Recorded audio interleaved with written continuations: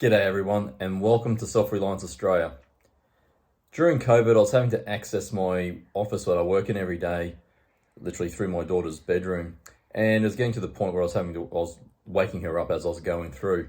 So this video is going to be part of a series where I walk through my thought process behind how I did the work, but also how I tackled some of the challenges that I encountered along the way.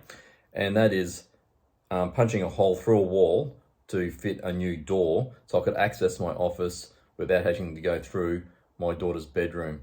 So there's a few challenges along the way. Look, I hope you enjoy it. Let's get into it.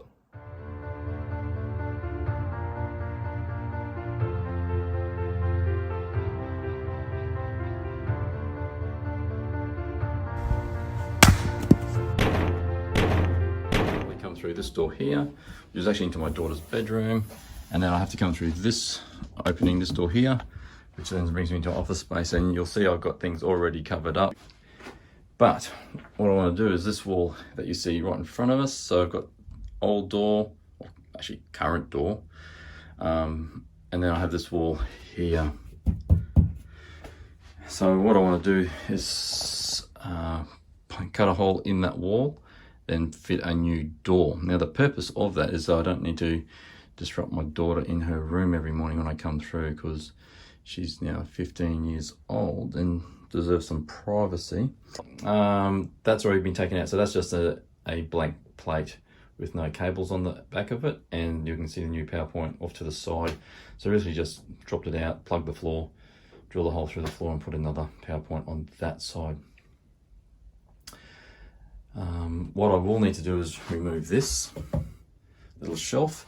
And I need to remove part of this desk. Now this desk is solid as anything, and it's actually built into the wall.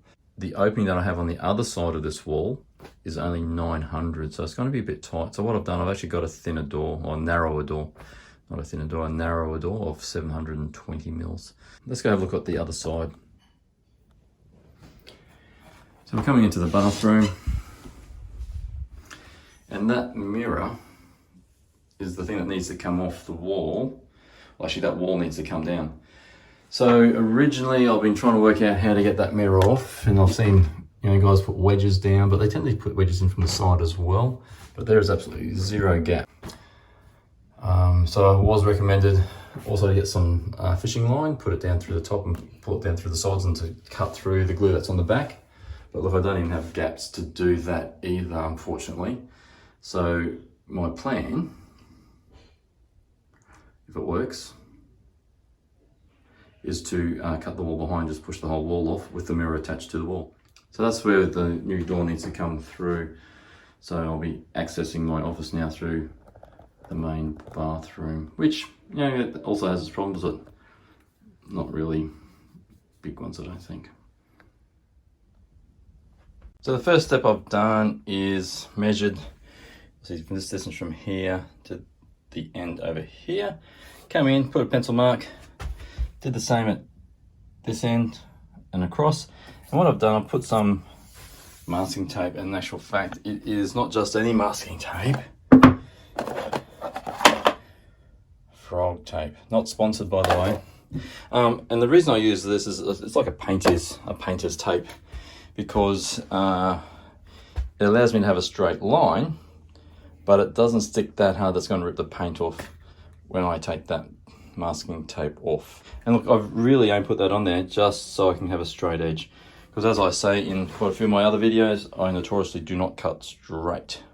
You may also realize that I might have seen some cabling on the ground, so that's because I have the vacuum cleaner here. I'm just going to get the nozzle here, hook it up, and I'll have one of the girls actually hold the vacuum cleaner next to the cutter as I'm cutting it. Look, I know I am going to get dust, but if I can minimize that as much as possible, that would be great. And so by having that vacuum close by, so what am I going to use to cut with as I jump from topic to topic? Over here is my Milwaukee M18 fuel sawzall. Anyway, so that's what my first step is to remove this section here. And I might also need to remove this bit here, so I'm not exactly sure how I'm going to do that. We'll probably have to cut take this beading off first. And I'll have to remove some of this beading along there as well, but it might just be jimmy bar, chisel type of stuff. But once that's off, then that is off, and then I can start measuring around the hole for the door. And I'd like to think I can get that hole in the wall done today. So I couldn't quite get all the way through to the very end. You can see where that cut finishes about here, so I couldn't get all the way through with the Sawzall, just because of the sheer size of it, and plus I've got these things in the way. I couldn't actually get the machine in for that. So what I'm going to use is this little multi-tool oscillating cutter. So, but one of the other things I've just done is with using the big saw, as I've done, as you can see now, I've actually cut into the wall already. Now, you might say that's great because I need to cut the hole in the wall, but that wasn't where I was going to cut the hole in the wall. But look, that's not a biggie. Look, I can just fill that up, crack up and paint over the top of it. So it's not going to be a big one to worry about for me. But there's some things that do happen, and you sort of roll with it sometimes. Phase 1 is done, so I've taken that off, cut it off.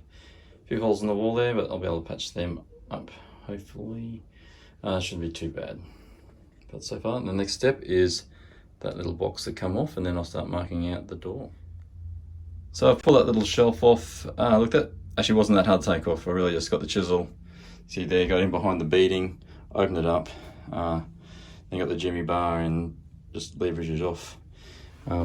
Great tool. This is actually one that I inherited from my dad, so goodness knows how old this sucker is.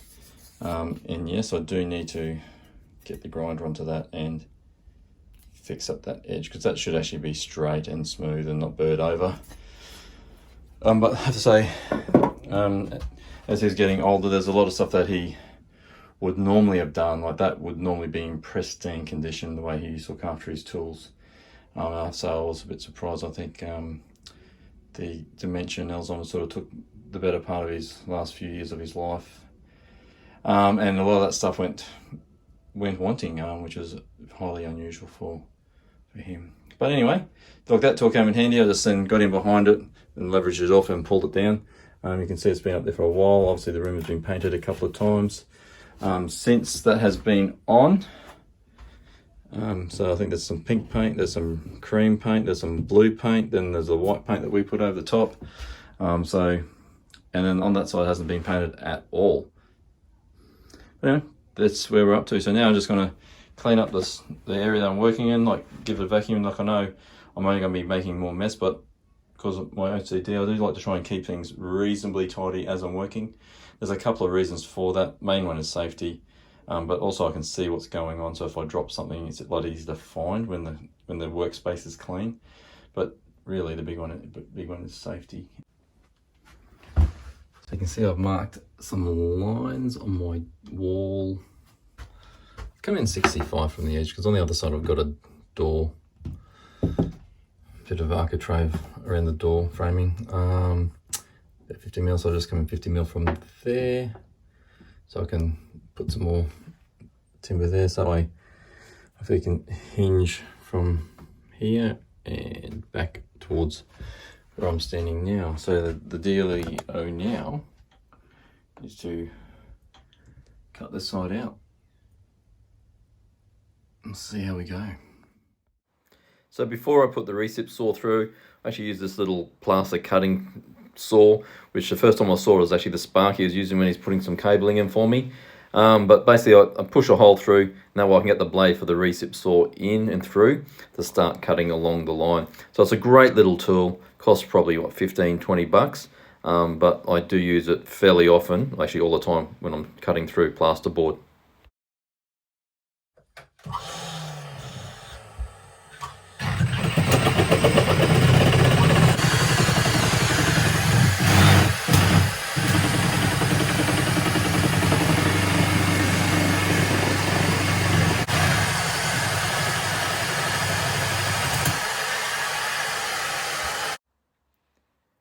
You'll notice I'm only cutting a little piece out, and part of the reason for that was, as I said in the intro, I haven't done this before, so I just wanted to take my time. I wanted to play it safe as opposed to just going crazy with it.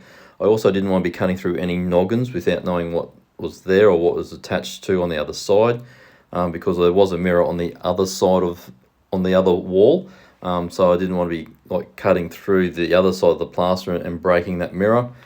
So I've just taken my time to cut through. It's interesting that with this particular type of sheeting too, because it had the horsehair in it. So the normal drywall that we get now, you can pretty much slice it with just a box cutting knife and it'll split off, whereas this wouldn't. Like, it was really having to cut through. As you can see, that the blades would jump out a bit. But look, it did get through it. But anyway, I just took my time.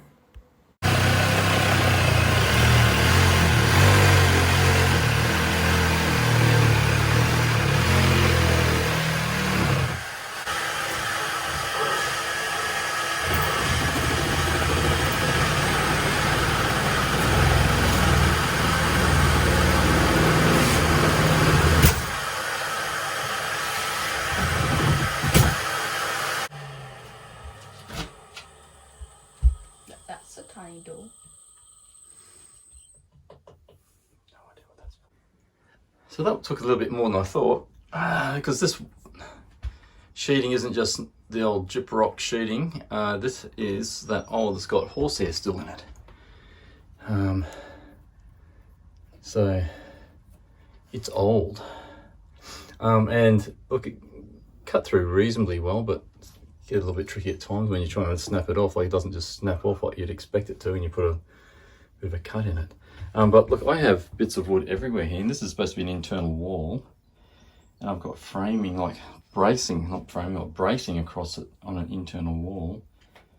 I've got a couple of noggins up there, so they're not too bad. I'll be able to take those out. So it looks like we've got a stud here that I need to take out. I actually have a stud here, which sits about halfway. Like, my original measurement was about halfway into that. So I'm not too sure what I'm going to do with that. I might try and leave that in, and then when I put my extra piece of timber on the outside, maybe just get a thinner piece of timber, and then I could maybe be able to notch this piece over here back a little bit, maybe move that back another 10 mil, which won't be that hard to do. That'd be easier to do, just move that a little bit that way. I have the space to do that. And it made me feel a bit more comfortable because that's one of the original studs. So I'll be able to keep some structure in that wall, because there's not a real lot of noggings through that. I think these are the only noggings in the wall, and plus this little one down here, which has this bracing go through it. But there's nothing on the other side. So that is really just to hold that bracing in place, which I'm going to have to take out.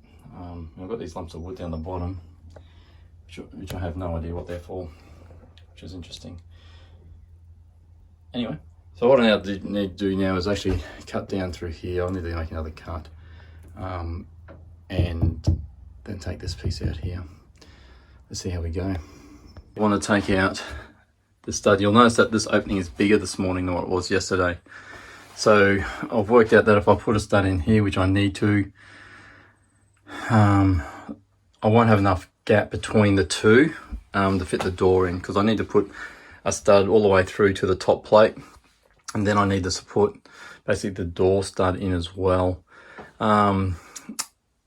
So to do that, I could have probably got away with not going overboard if I could have left this stud in, but I believe I need to take that out. I won't take it out just yet. I want to get the other side of this wall off first so I can see a good opening, and what I can see if there's anything from the other side that I'm not seeing from this side. But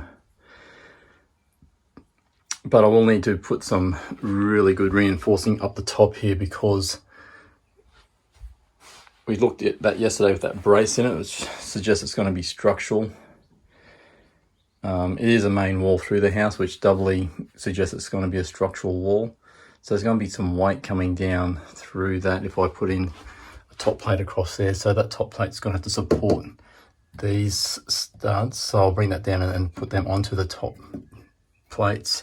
So I'm going to have to probably put a triple plate there and have that supported by some beams that are then connected to the studs that go all the way through to the top plate. Anyway, we'll see how that pans out. But really what I've got now is the opening as big as I'm going to make it, because that's 900 from here over to this corner. Now I could take that bit off, but that's not going to give me anything really. Because the opening on the other side's 900, and that's as much as I've got to play with. Now on the other side of that is a mirror from corner to corner. So I've got to be careful about how I cut this out now. So the next step is to try and get that piece off without making too much damage on the other side, and we'll go from there. There you go. So that took us up to the start of day 2.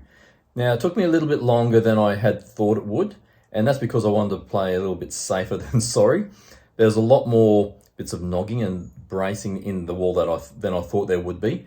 And look, I didn't want to just slice through the reciprocating saw. So I actually went over to the oscillating tool and just really cut the depth of the sheeting itself. And I'm really glad I did, because there was some electrical cabling that was actually attached to one of the studs, which I didn't see, even though I had, looked as best I could into the wall with a torch, but it was actually hidden behind and underneath a lot of that, or some of those bits of wood. So I'm glad I didn't do that. And so look, I did take a bit longer. I think in these type of things, because I haven't done anything like this before, like most things on this channel. So to be safe rather than sorry is, I guess, my motto. So I did take longer to do it. But anyway, if you've enjoyed it, please give us the big thumbs up. And if you haven't already, please subscribe. And until next time, I'll see you then.